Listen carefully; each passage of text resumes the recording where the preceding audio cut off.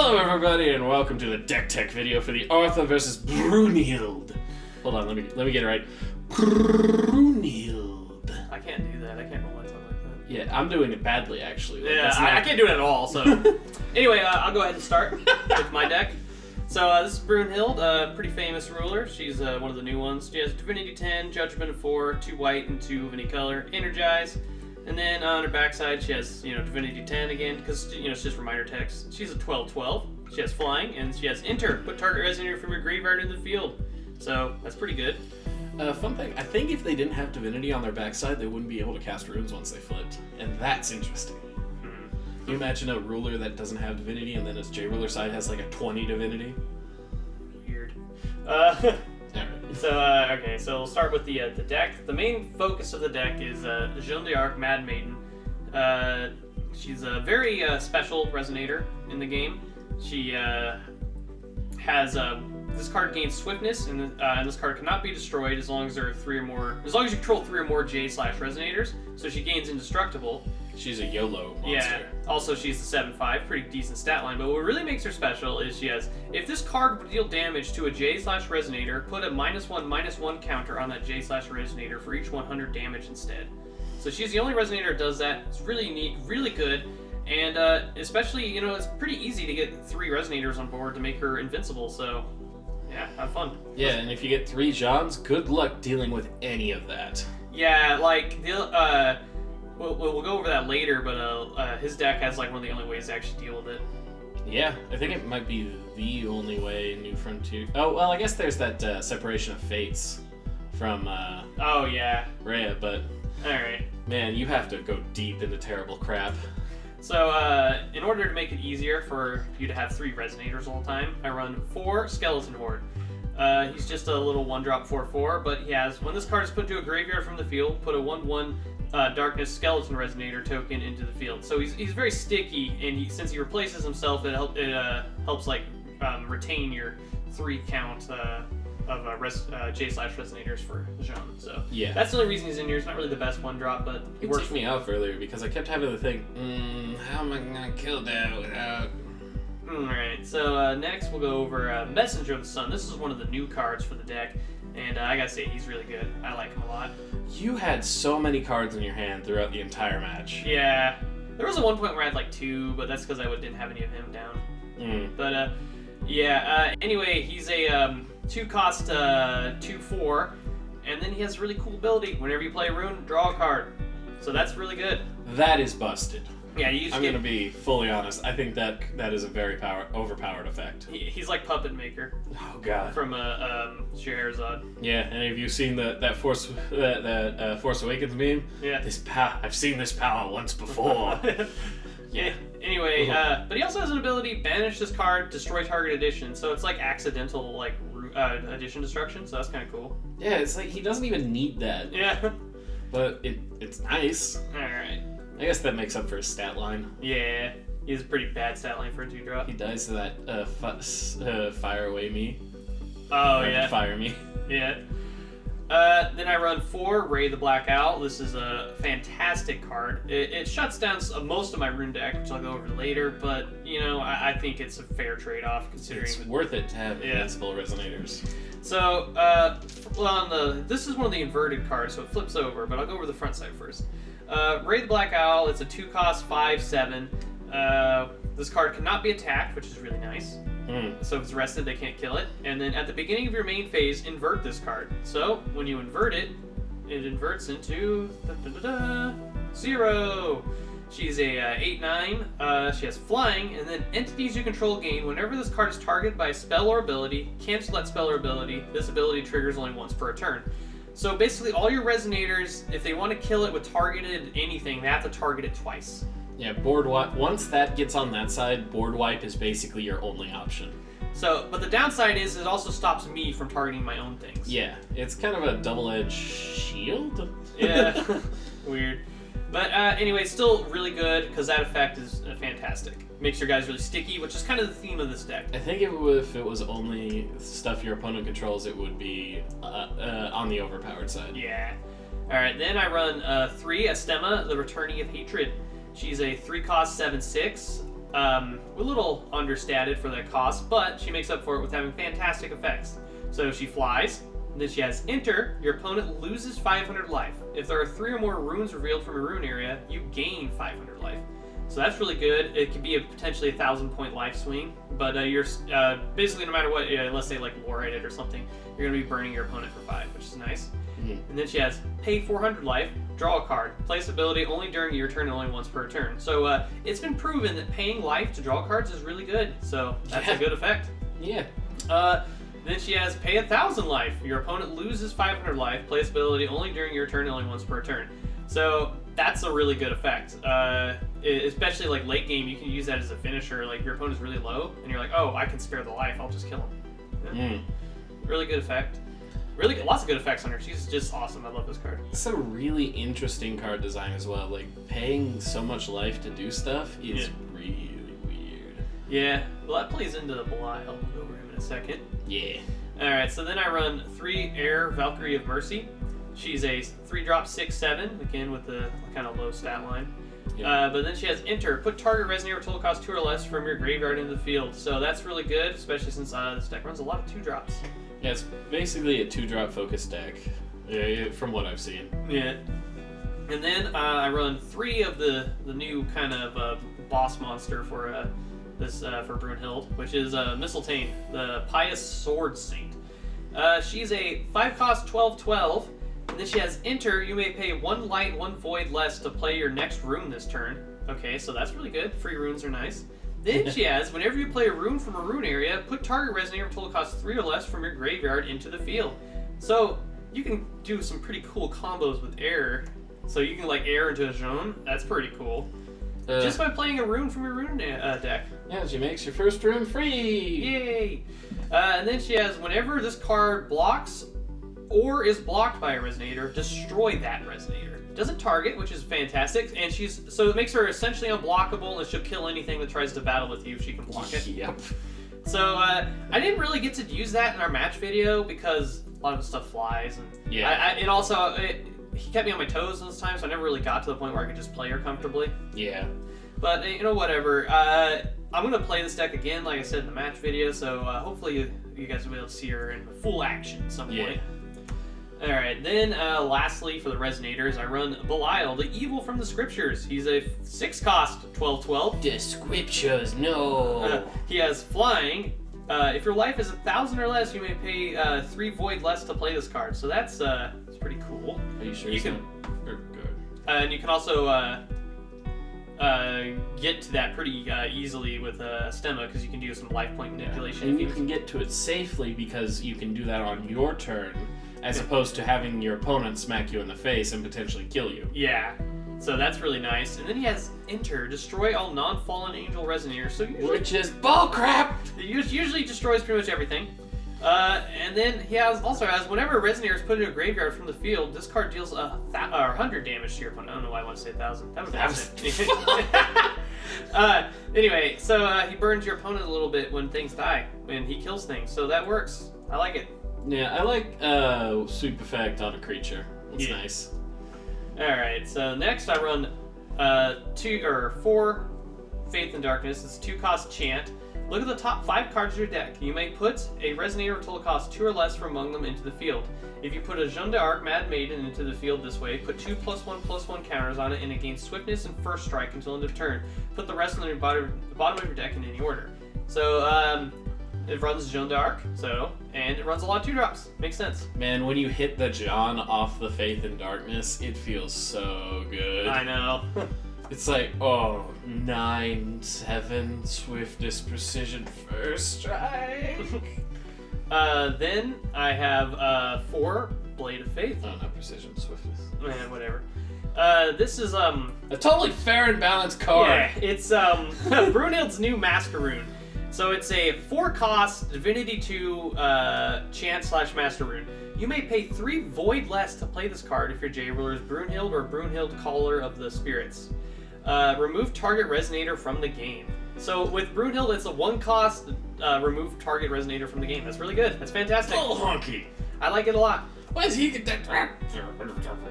Grumble. Alright, then I run 3 copies of March of the Dead. Put target resonator until it costs 2 or less from your graveyard into the field.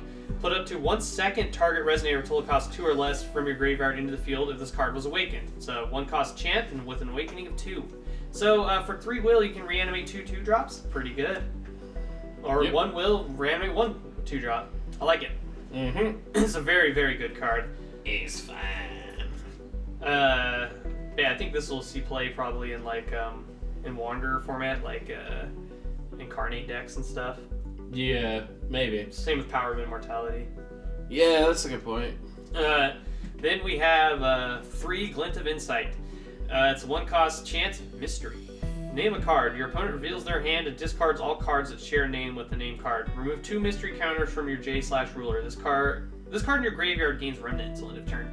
So that's why I run these stones. So I'll go with that when I get to the stones. But anyway, this doesn't run like targeted hand disruption. It only runs Glint of Insight because I don't really necessarily. That's in there so you can play it and so you can pay 1 black and say Lorite, and your opponent goes, oh no. Yeah, like if I want to play like a Mistletoe or something. Yeah. Yeah, I could be like, okay, I don't want you having a Lorite stopping this. So that's why it's in here. I don't really need like targeted hand manipulation. I just kind of want to get certain things out of their hands. It's one of those really cool cards where the more information you have and the more like you know what someone's playing, the better it is. Yep. So I didn't do so well with it in our game because he's playing Machines and I'm not super familiar with Machines. Yeah. It happens. So let's go over the runes real quick. So we run Brunhild's Master Rune in the rune deck. It's a 3 cost Divinity 2 Master Rune. Play this card only for Jailer Brunhild. Destroy all Resonators. It's board wipe for 3. Really good. See, I thought it was 4 that entire time. It's only 3. Then I run Whispers of an Angel. It's a 3 cost Divinity 2 Chant Rune. Quick cast. You may pay 2 void less to place a card from a rune area, so it only costs 1 from the rune deck. Gain 800 life. Draw a card. Very solid. Kind of a little overpowered, honestly. It's pretty friggin' cool. Then I run 1 Ironhearth Summon. It's a 0 cost Divinity 2 Rune. Put target human until it costs 2 or less from your graveyard into the field. Jeanne d'Arc's a human. That's why I play this. Yeah, what's even better is something he did in one of our test games. You got 2 Johns in your graveyard and a Mistletoe. You play that bad boy, bring both of them back. Yeah. Oh, it hurts. Alright, then I run 1 Power of Immortality. It's a 2 cost Divinity 1 Chant Rune. Quick cast, you may pay 1 void less to place a card from a rune area. Target Resonator gains +4 attack, and when this card is put to a graveyard from the field, put it to the field rested on its owner's control until end of turn. Very good card. It's like Play Dead in black. Yeah. Then I run 1 Ring of Legend. It's a 1 cost Divinity 3 Rune. Quick cast. Target J/Resonator gains Eternal until end of turn. So this just helps keep my guys really sticky. Same with Power of Immortality. Yeah. So that's my rune deck. Feels bad when you can't kill the evil resonators that are destroying you. Yeah.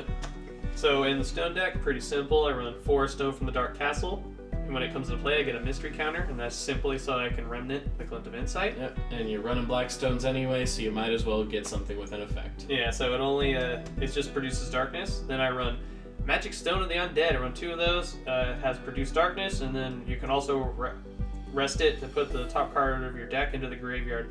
I never really want to use this, but there's really no harm in running it, so whatever. I think I'd run the Lucifer Stone, the one that makes your opponent discard. Yeah, but I'm not really super big on the whole discard thing. Yeah. I don't know. I just put it in here because I saw other people doing it. All right. That's perfectly fine. Then I run 2 Magic Stone of Hope. I would be running 4, but I only own 2. Whenever you do Judgment of Ruler, invert this card. It produces white. And then on the black side, it produces... the black side. I don't mean it is, but it produces darkness and light. So it's a dual stone when you do Judgment, which you there's a high chance you will do with Brunhild. Because bringing stuff back. So, yeah. And then finally, I run 2 Magic Stone of Faith to fill in the empty slot from Magic Stone of Hope. And it has Produce White. If you spend this will to play a human or Valkyrie, it cannot be cancelled. So if you're playing Gil, I guess that's cool. And Mistletoe. Yeah. The fact that Mistletoe can't be cancelled with that stone is... Anyway, that's the deck. So let's move on to yours. Alright, so I'm running Machines, machine.deck, machine.exe, machines all the time. Who loves machines? I do. So, I'm running Arthur, the worst ruler in existence, but I'm running him because he is my baby and no one will ever take him away from me. I'm pretty sure Fushi is worse. Oh my god. Well, Fushi actually has a decent master rune. Anyway, so he's a machine, judgment for 3 pure blue, and energize for blue. On his backside, he becomes Darth Vader. Arthur, King of Machines, attack 0, defense 800, divinity 10, flying. Enter, look at the top 5 cards of your deck, choose up to 2 machine resonators from among them, and remove them from the game. Put +1/+1 counters on this card, equal to the combined total cost of the cards removed in this way on this card. He's usually a 5/13. In some cases, he's a 4/12. He is very pathetic on this side, but he's so cool! He's got a lightsaber! Look at that's a lightsaber! But enough about my hopes and dreams being crushed. Let's go over the basis of the deck. I didn't even play 2 of these cards. I'm thinking of removing these because I saw these in my hand a lot, but I never wanted to play them. Oh, Donut Drone's pretty decent. Yeah, but like I always have like a Vivian or a Guinevere. Anyway, starting off, Mechanized Knight, he's a 5/5 for 1. As long as there are no +1/+1 counters on him, he does not recover. Then I have Donut Drone, 1 cost for a 2/2. Banish this card, put 4 +1/+1 counters on target machine resonator. Play this ability only during your turn. So no blocking shenanigans, but you can do weird attack shenanigans. Then I run into the meat of this deck. Guinevere, the Mobility Queen. Attack 0, defense 200. Enter, put 2 +1/+1 counters on target machine resonator. Usually you're putting it on something else, but she can hit her, or she can put that on herself if you are only playing her. She also has 3 types, Human, Machine, Wanderer. That'll come up later. She also has Banish a Machine, put 2 +1/+1 counters on this card. So you can banish any of the cards in your deck because they're all machines. And even Nice Castle in the Sky Skyround is a machine, so in the worst case scenario, you can farm tokens. Then she has Rest. Remove a total of 12 +1/+1 counters from any number of machine resonators you control. Search your deck for a card named Super Mobile Fortress Camelot and put it in the field, then shuffle your deck. I'll go over Camelot later. It's this big sword-looking thing. Then I run Vivian, the Mechanical Fairy. 300 for 1. Flying. Whenever another machine enters the field under your control, put a +1/+1 counter on this card. Remove 2 +1/+1 counters from this card. Rest target resonator. That second ability comes into play a lot against aggressive decks, but she can also just get super big, as you guys saw in the match video. But she becomes like JoJo levels of swole. Like, not even funny. Muscles on muscles that don't exist. Then I'm running, we can go in order of cost. Mechanical Bishop, a 6/6 for 2. Enter. Target machine resonator gains at end of turn. Recover this card until end of turn. That's, I don't know. It lets your Vivians like not be so vulnerable, and also leaves them up for blocking just in case you're going up against another aggressive deck, or if you need them up for any reason. Then I'm running Lancelot the Glass Knight. He's the other super awesome machine resonator. 6/6 for 3, bit low. However, he has Enter. Put a +1/+1 counter on each machine resonator you control. That includes himself, so he enters as a 7/7. Then he has Remove 3 +1/+1 counters from a resonator you control. Destroy target resonator. Having Destroy on a stick is amazing. Yeah. Just utterly amazing.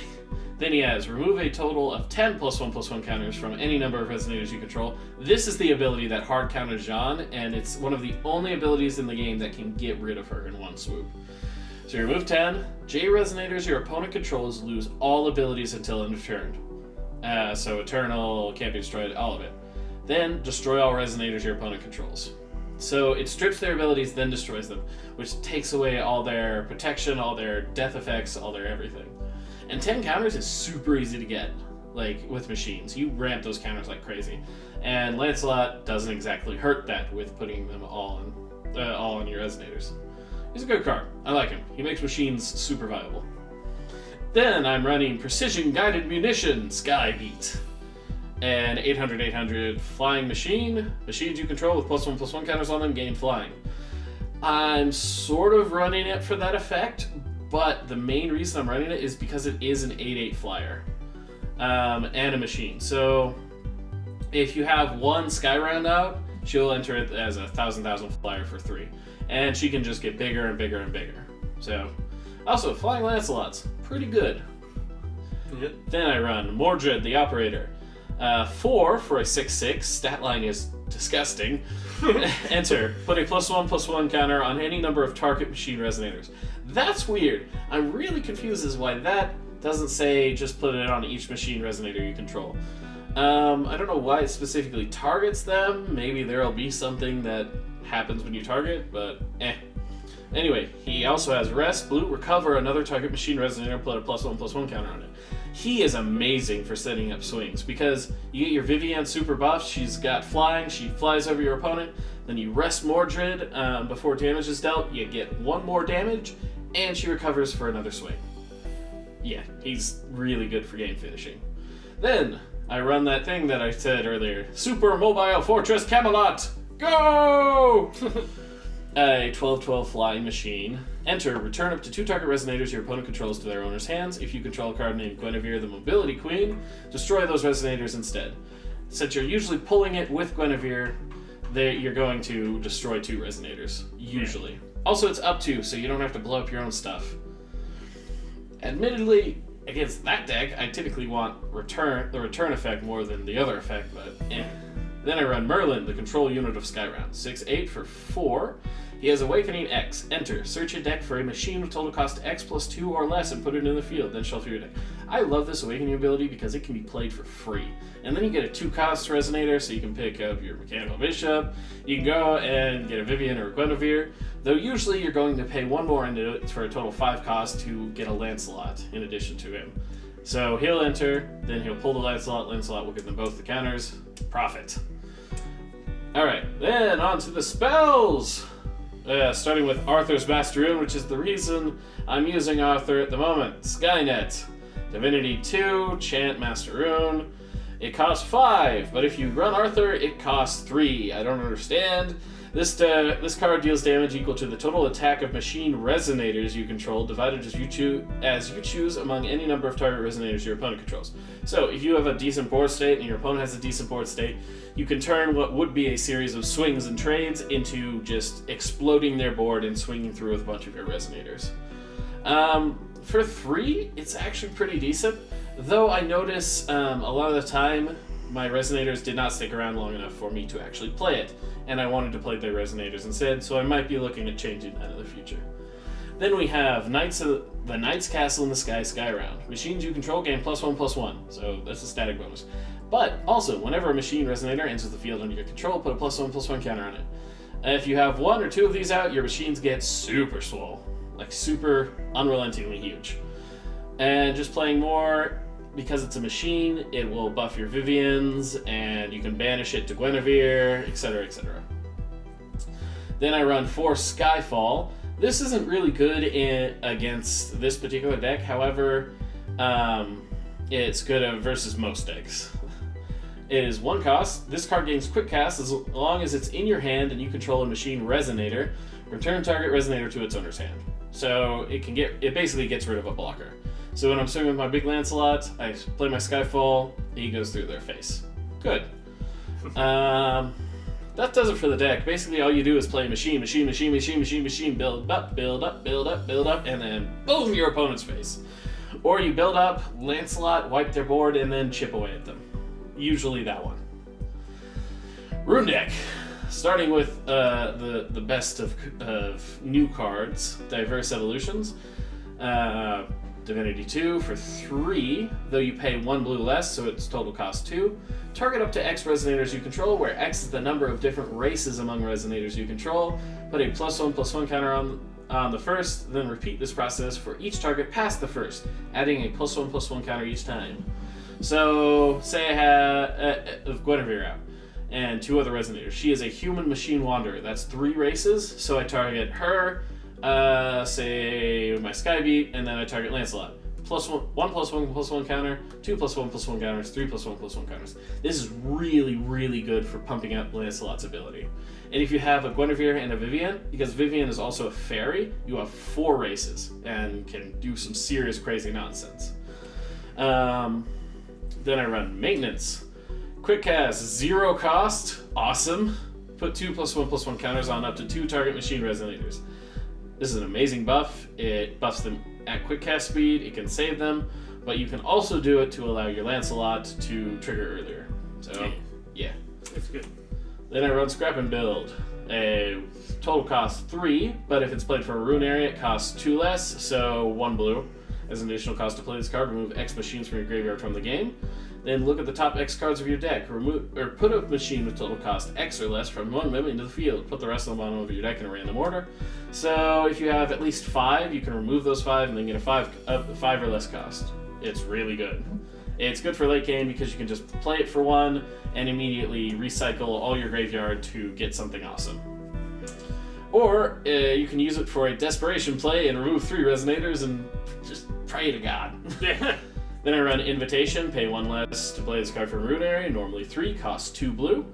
Search your deck for a card and put it in your hand, then shuffle your deck. Easy. Search for exactly what you need when you need it. Boom. Then I run my spicy new tech. I think this card is going to be seriously awesome in the future. Sand Awakening. 1 red and 1, quick cast, Divinity 1. You may pay red less to play this card from Rune Area, so it costs 1. It's color neutral, it costs 1. Target resonator gains +2/+6 until end of turn. If it's a fire resonator, it gains +4/+8 instead. So I think this is going to be really good for saving resonators, getting 200 extra damage, or just doing things in general. Notice that I'm not running any Master Runes in here. That's because I wanted to run a divinity that I could play all of, and also relatively cheap. I didn't want to have to invest a whole lot. And also, I wanted my tech. I didn't see any point in running the running a Skynet over there, or like a Excalibur, because this stuff is better. Yeah. But as the deck gets super spicy, I swing with all my things and explode face. Stone deck, 2 automatic stones, 4 dramaturgies. It's really good. You saw the effect of its second ability to put a +1 counter on a machine that entered this turn. That's good. And then Magic Stone of Chaos, which, for those of you who don't know, produces blue, or you can banish it, or you can rest it, banish it to produce 2 blue and to spend on awakening costs. So in a super pinch, you can beef up the Merlin, but you typically don't. Yeah. Yeah. The only situation I can see is wanting to pull a mobile fortress, and you have 6 stones, 2 of which are Stone of Chaos, so you banish 2 Chaos, rest the other 4, and awaken for 6, or awaken for 4, and then total 6. Other than that, build your machines, play them. Maybe I'll figure out what those can do. Yeah. Anyway, this has been fun. Yeah. Alright, well, let us know what you think of the decks in the comments. I hope these deck techs were useful to you. Oh, and also I should point out, this deck is essentially what the one that Aaron Miles made on his channel. Yeah. So if you want like more input or more like tech and like thoughts on it, you should check out his video over there. Yeah. But yeah, anyway, yeah, let us know what you think of these decks in the comments, and we'll see you next time. Oh, and also check out the match video if you haven't already. And buy me a friggin' coffee! Yeah. Alright, we'll see you next time, guys. Bye-bye! This is still thumbs up. Yeah, it's thumbs up.